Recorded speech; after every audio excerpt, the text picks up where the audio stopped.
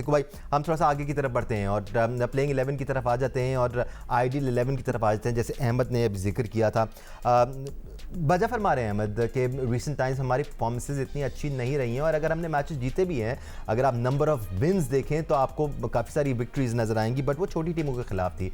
This is a global event, do you think our team is ready and it's looking good? एक नई सोच आपको नज़र तो आती है कि आपने एग्रेशन के साथ खेलना है, तेज़ खेलना है, but are we ready to take on the world? देखो, बात असल ये है कि अगर ऑस्ट्रेलिया की पूरी काश टीम आ जाती, पूरी आ जाती, प्रॉपर तरीके से वो टूर करते जिस तरह के उनको करना चाहिए था, कि 4 दिन पहले आते, 2 दिन 3 दिन प्रैक्टिस करते, ग्राउंड के अंदर जाते, पिच देखते, फिर खेलते, वो और शाम को आए, अगली दोपहर को वो मैच खेल रहे थे। मतलब ये क्या हुआ? ये मतलब और वो भी वॉश आउट हो गया ना, नहीं मतलब वार्म अप, मतलब वो था, मतलब उनका वार्म अप था ही नहीं, एक दिन उनके लिए कोई रखा ही नहीं था, उन्होंने वो आया और अगले दिन ही मैच खेल लिया। तो ये कोई टूर की तैयारी नहीं थी हमारे लिए। थोड़ा सा हम उसमें जो है ना, हमें ही नुकसान हुआ है। हम जीत तो गए, हम रिकॉर्ड बुक में आ गया, 7 बार हरा दिया, 7 बार ये कर दिया, 7 बार ये कर दिया, मगर जो प्रैक्टिस होती है, जो जिस तरीके की एक प्रैक्टिस चाहिए होती है, वो नहीं मिली हमें, और उससे थोड़ी सी गलतफहमियां भी हैं, कॉन्फिडेंस भी आ गया, हम ओवर कॉन्फिडेंस भी हो गए, सब कुछ हो गया। तो अब जैसे अहमद ने बोला, जो फैसला हुकूमत ने कर दिया, विल स्टिक टू दैट, हम उसको बैक करेंगे, व्हाटएवर, मगर अभी हमने क्रिकेट का सोचना है कि क्या है। Absolutely. अब हमारे पास, जैसे मैं हमेशा कहता हूँ, हमारे पास बैट्समैन ही नहीं है भाईजान। हमारे पास चौथे पे जो है, अगर बाबर आ रहा है, उसके बाद फ़खर है, और फिर उसके बाद विकेट कीपर आ जाते हैं, और फिर ऑलराउंडर आ जाते हैं। जो ऑलराउंडर नीचे आके बल्ले बल्ले चलाते हैं, वो अच्छा कर रहे हैं, नज़र आ रहा है, वो तो ठीक है, मगर मुझे बहुत फिक्र लगी हुई है 4 और 5 की। 4 और 5 पे क्या होगा बाबर और फ़खर का, ये एक ऐसा सवाल है। मैं सोच रहा हूँ कि उसका क्या होगा। क्या नाफे को खिला देंगे? वो एकदम से एक उम्मीदें लोगों ने पैदा कर दी हैं ऐसे क्रिकेटर से जिसने कोई डोमेस्टिक नहीं खेला, कुछ नहीं खेला, कहीं ऑस्ट्रेलिया के खिलाफ कैसे लगे थे वो आपको? नहीं, 1-2, अरे इतनी जल्दी थोड़ी आपको पता चलता है। आप आगे उनकी वीक टीम, उन्होंने सारे ऐसे बॉलर्स खिला दिए, उन्होंने छक्के मार दिए ना, इतना नहीं, कम से कम 3। देखें, वैसे तो हम शुरू के अंदर नहीं, हारिस के लिए मैं कहता था कि यार उसका तो स्टाइल ही नहीं है, मोहम्मद हारिस का बोला था ना मैंने कि यार उसका तो कोई टेक्निक ही नहीं है। वो ये थोड़ी होता है कि प्लेयर आते इधर मार रहा है, उधर मार रहा है, सर के ऊपर से मार रहा है, ये शॉट्स नहीं होते। प्रॉपर क्रिकेट होनी चाहिए ना, उसमें शॉट्स इनोवेशन होनी चाहिए, तो वो भी फेल हो गया।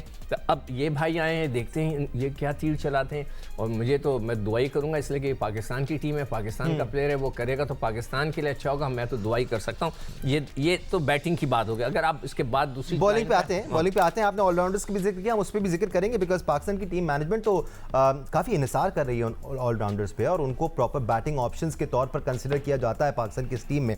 बट अहमद, सिक्कू भाई की सारी बातें वैलिड हैं, स्पेशली ख्वाजा नाफे के एक्सपीरियंस से मुतालिक, but as a cricketer, as someone who you watched play, कैसे लगे आपको वो? हालांकि छोटी सी इनिंग्स थी, but did he look convincing to you and did he look good enough कि आप इस बात को इग्नोर कर सकते हैं कि उन्होंने डोमेस्टिक क्रिकेट नहीं खेली? नहीं, इस बात को तो अगर एक मेरिट बनाना है ना अपने एक मुल्क का, तो वो तो विव रिचर्ड भी इग्नोर नहीं कर सकते। फिर उनको भी उसी ग्राइंड के थ्रू जाना चाहिए। जहां तक आप पोटेंशियल की बात कर रहे हैं, जी ही लुक्स गुड, वो निचले नंबरों पे खड़े होके छिक्का मार सकते हैं, which is a rare trait. इस फिजिक के साथ पाकिस्तानी कम बैट्समैन मारते हैं। हेड पोजीशन बहुत अच्छी है, बैट स्विंग बहुत अच्छी है, ठीक। और उसके बाद ये चारों तरफ, कहीं ऐसा नहीं है कि सिर्फ ऑफ पे खेलते हैं, लात पे खेलते हैं, कुल्हाड़ा नहीं चलाते। शायद उनके जो क्लिप्स देखे हैं तो उनके इधर भी हाथ चलते हैं, इधर भी चलते हैं। Good inclusion, let's see.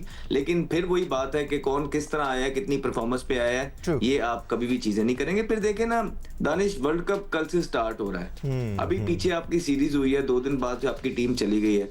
क्या आपको, मैं आपसे क्वेश्चन करता हूँ, क्लैरिटी नजर आ रही है कि कौन सा प्लेयर कहाँ खेलेगा और कौन खेलेगा, कौन नहीं खेलेगा?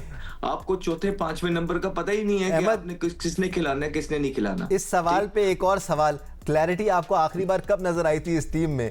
किस बड़े इवेंट पे जाने से पहले आपको ये पता था कि आपकी ये प्लेइंग 11 होगी और अगर ये नहीं खेला तो ये खेलेगा? ऐसा तो पिछले 10 सालों में मुझे तो नजर नहीं आया अहमद।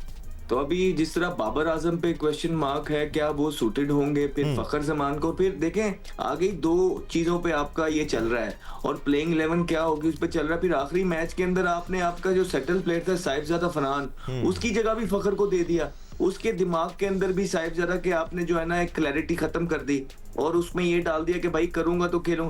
तो वर्ल्ड कप से पहले जो मैनेजमेंट का काम होता है, वो तो प्लेयर को बेस्ट पॉसिबल जो है माइंडसेट के अंदर रखना होता है। कोई ऐसी छोटी सी बात भी मुंह से ना निकल जाए जो उसकी माइंडसेट की क्लैरिटी जो है उसको डिस्टर्ब करते हैं, ताकि उसके पास पूरी पोटेंशियल पे खेलने के चांसेस मौजूद। Right. लेकिन यहाँ तो किसी को कुछ पता ही नहीं है। साहिबजादा फरहान को ये नहीं पता कि उसने खेलना है या ओपन करनी है कि नहीं करनी। फखर जमान को ये नहीं पता कि फखर ने ओपनर जाना है कि 5वें नंबर से जाना है। बाबर आजम को ये क्लैरिटी नहीं है कि पहली इनिंग आ गई है, आखिरी 10 ओवरों में चौके के बगैर खेलना है कि नहीं खेलना है, या 230-35 भी हो सकता है कि नहीं। फास्ट बॉलर्स का ये नहीं पता कि डेप्थ के अंदर यॉर्कर मार लेंगे या नहीं मार लेंगे। फहीम अशरफ को नहीं पता है मैं खेलूंगा या स्पिनिंग ऑलराउंडर खेलेगा। तो ये सारी चीजें इफ्स एंड बट्स, इतने इफ्स एंड बट्स तो पहले भी नहीं थे जितने इफ्स एंड बट्स आपको इस टीम के अंदर नजर आ रहे हैं। सिर्फ एक ही पॉजिटिव नजर आ रहा है आपको, वो ये है कि आपके 3 स्पिनर्स जो अबरार हैं, उस्मान तारिक हैं और साइम अयूब बॉलिंग कर रहे हैं। ये पॉजिटिव आपका नजर आ रहा है। इस चीज ने बाकी सारी चीजों पे आपकी छुपा ली है कि आपके पास सबसे बड़ी स्ट्रेंथ 3 मिस्ट्री स्पिनर हैं इस टूर्नामेंट के अंदर, एक प्लेइंग 11 के अंदर, जिनको आप रख सकते हैं। And all of them is bowling really really good. Saim Ayub अपनी बैटिंग से अच्छी बॉलिंग कर रहा है और पावर प्ले के अंदर विकेट लेके देता है, which is a very very important trait to have. ठीक है, उसके बाद अबरार तो समझ ही किसी को नहीं आ रहा मिडिल के अंदर, वो आपको विकेट लेके देता है, रन्स रोकता है, राइट। उसके इब्रार के साथ अगर इब्रार विकेट लेके रन्स रोक रहा है तो बैट्समैन ये करते हैं कि इनको आराम से खेल लें और दूसरे किसी पे चांस ले लें। वहां पे एक और पर्चा खड़ा हुआ है उस्मान तारिक, वो इससे मुश्किल पर्चा है, वो बिल्कुल डिफरेंट वेरिएशन के साथ आता है, डिफरेंट एक्शन के साथ, सेम ट्रैजेक्टरी के साथ बॉलिंग। सो ये देखते हुए लगता है कि कोई स्निफ मिलने नहीं वाला है अगर ये पोटेंशियल पे अच्छी प्लेइंग 11 के साथ खेलेंगे, चाहे वो जितनी भी बड़ी ऑपोजिशन हो। बिकॉज मिस्ट्री स्पिनर्स के अगेंस्ट बड़े बड़े प्लेयर स्ट्रगल करते हैं, ना तो वो उनको पढ़ पाते हैं ठीक तरीके से हैंड से, और पिच से खेलना होता है इसमें लेट हो जाता है। तो एक ट्रेड जो है वो स्टैंड आउट कर रहा है पाकिस्तान का, दैट इज स्पिनिंग डिपार्टमेंट। और पाकिस्तान को जो रेट कर रहे हैं लोग वो इसी वजह से कर रहे हैं कि पाकिस्तान के पास 3 mystery spinners, blessing and disguised हो गई वर्ल्ड कप के अंदर, प्लेइंग 11 के अंदर आ सकते हैं।